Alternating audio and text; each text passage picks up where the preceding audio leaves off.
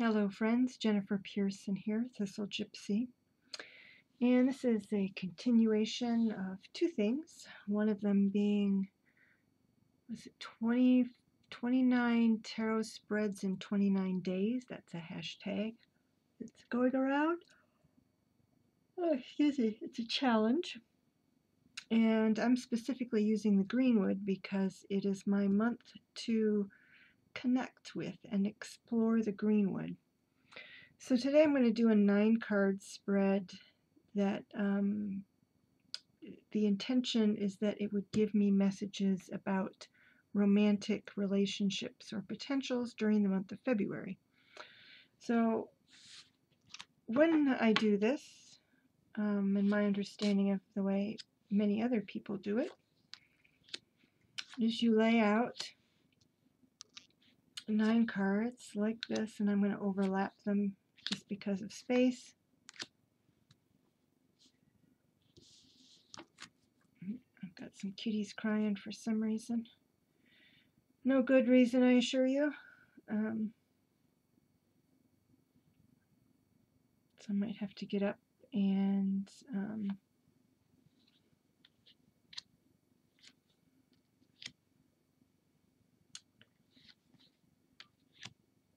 make an adjustment to the door if they get too awfully loud. So my understanding of this and how I usually read it is that this is, well, there's the center, is its own thing. I feel like this is usually where I would locate myself or the person I'm reading for, that this is them. But in general, this is more like the past, and this would be the card that is most indicative of where things are headed. So it's just sort of a general diagonal trend of from either current or recent past down to where things are headed. I wouldn't even call it near future. Could be. You'd think of it as near future, I suppose. So much as where things are trending is the way I tend to think of it.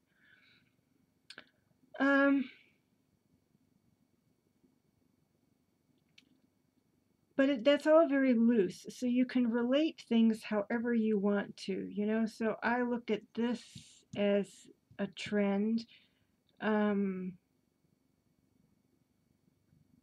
this could be things on either side influencing this. This could also be another trend, a directional trend. So yeah, so it's essentially an intuitive spread, but you're arranging them in a way that there are a lot of different card interactions. So one of the things I like to look at is wands, which in this deck is arrows, not wands specifically, just the, what majors do I have, what suits do I have present in this set of cards. And I think that's a queen. Yeah, that's wands.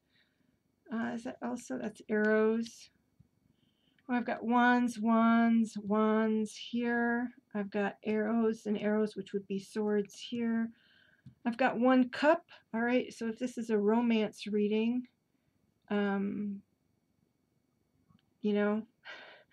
this would indicate to me, given its position, it's the Page of Cups, that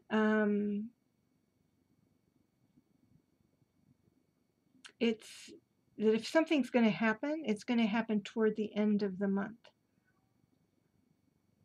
But this is our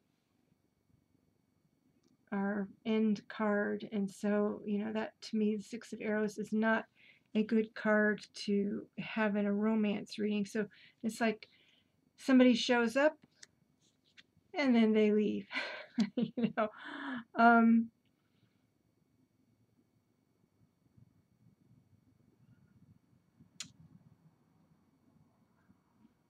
And I don't know. So I'm just looking at are there people? Yeah, this is the king and the queen. That's interesting.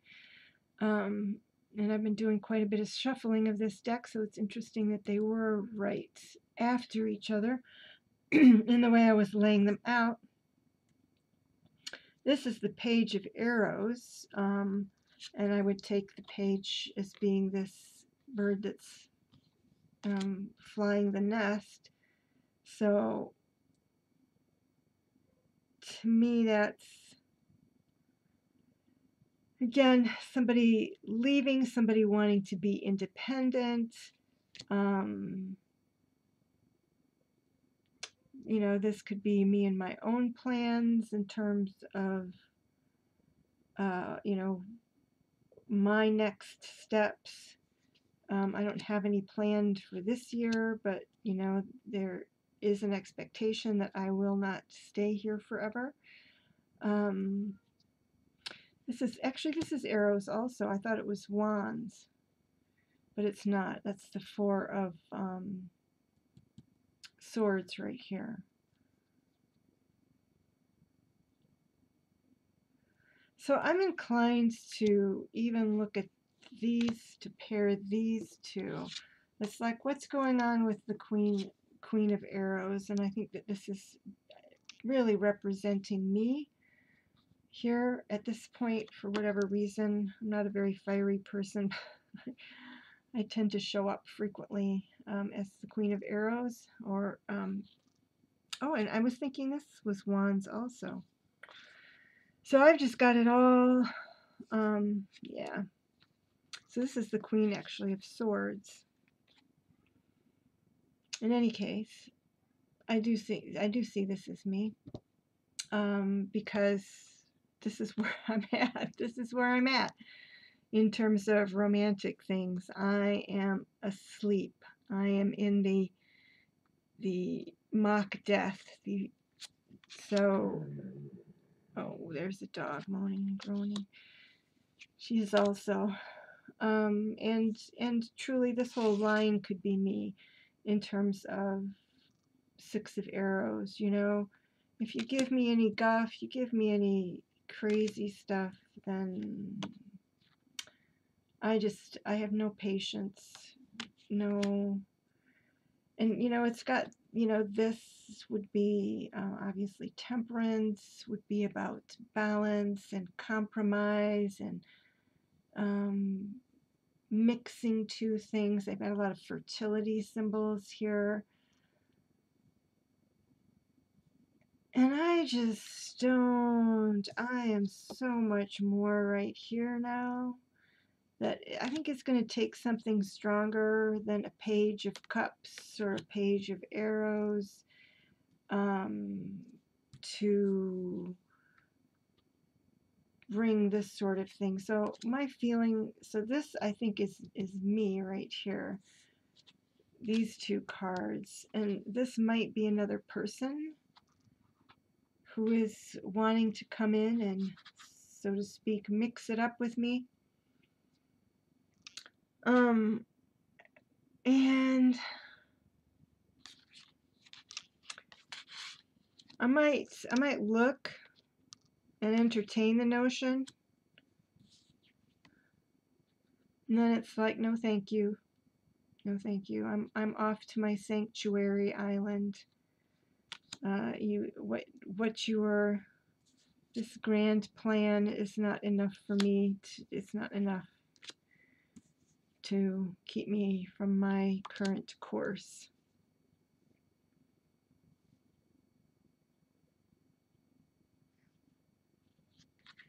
So I had arrows, so swords, swords, swords, and swords. And then this major here, which would have been temperance. And this is a King of Wands. And honestly, this is how bad I am. It's like, I'm a menopausal woman. Don't come to me with Wands energy. Don't come to me with this kind of energy. It's just like, you know, goodbye. It's like, just don't even head down that road. Why would you do that? Um, and so the first two cards I laid out were these two. Two majors. Green woman would be the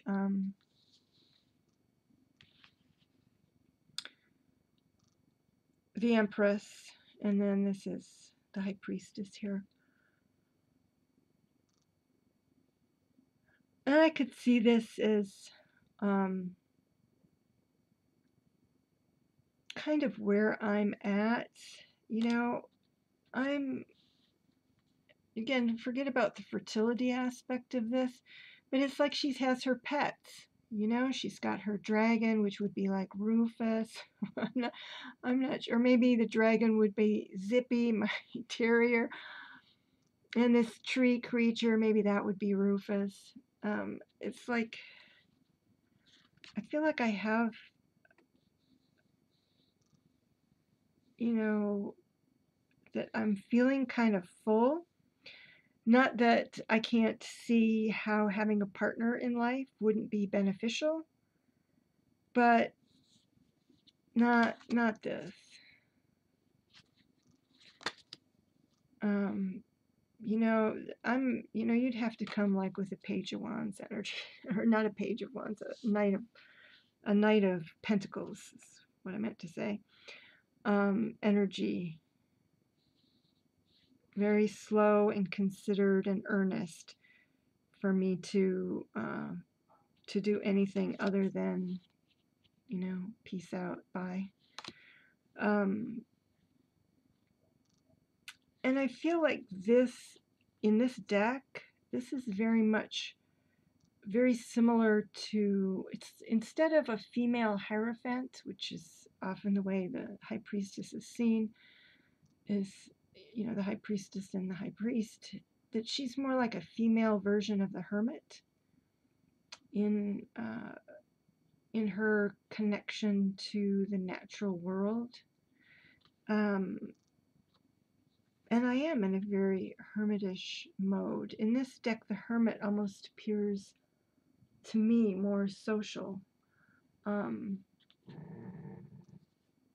don't know if you heard that. That's my dog, one of my dogs groaning again. So yeah. So did it give me, it gave me messages that struck me that I could make sense out of. I thought that maybe to start with, because I do get wowed by the images of this deck, that I would have a really hard time picking out meanings from so many cards, that my mind would just go blank seeing so many of these cards spread out in a 9-card spread. But that wasn't the case, so that's good and that's promising. I wouldn't argue with the accuracy of what it just revealed, but I also wouldn't say that that is this deck's forte. Oh, look what I have on the bottom. Yeah, so I wouldn't say that which doesn't surprise me in the least. I wouldn't have expected a love reading to be this deck's forte. So there it is.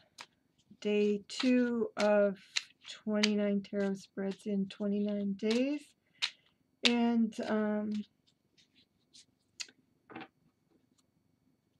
another look, the second look at a spread using the Greenwood. So yeah, I'm going to have to pull out some of my spreads. I have them on 3x5 cards, and look at my spreads that I have in there, and yeah, come up with my 29 days. This one was kind of a natural. I can think of one other one that I like that I could do with this, and then I'm going to have to kind of go searching and thinking. All right, everybody, take care and see you again tomorrow. Bye bye.